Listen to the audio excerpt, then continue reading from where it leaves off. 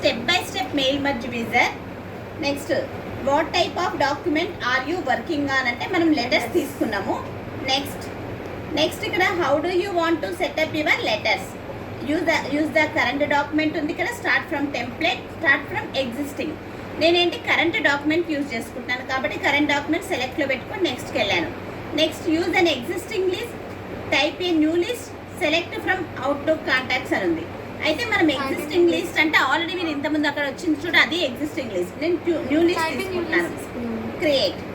తర్వాత క్రియేట్ చేసినాక మీరు ఇదే టైప్ యూజ్ చేయకూడదు, ఇక కస్టమైజ్లోకి వెళ్ళాలి.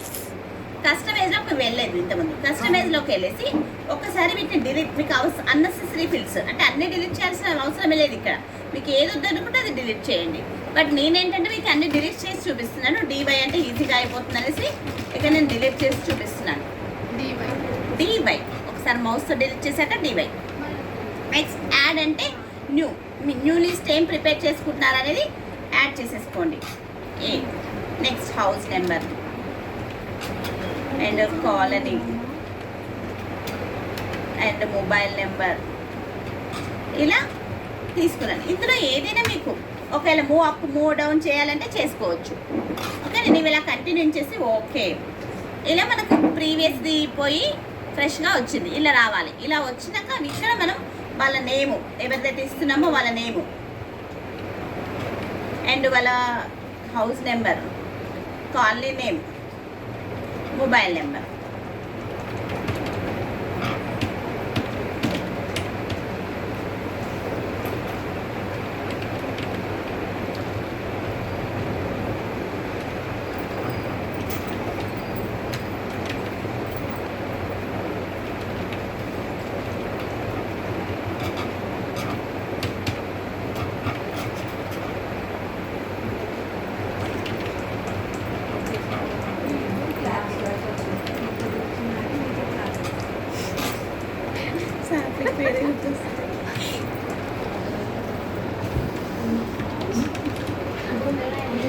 ఇలా ఎంత ఆనందంగా మీరు చేసుకోండి. తర్వాత ఓకే, ఫైల్ నేమ్ ఇచ్చి సేవ్.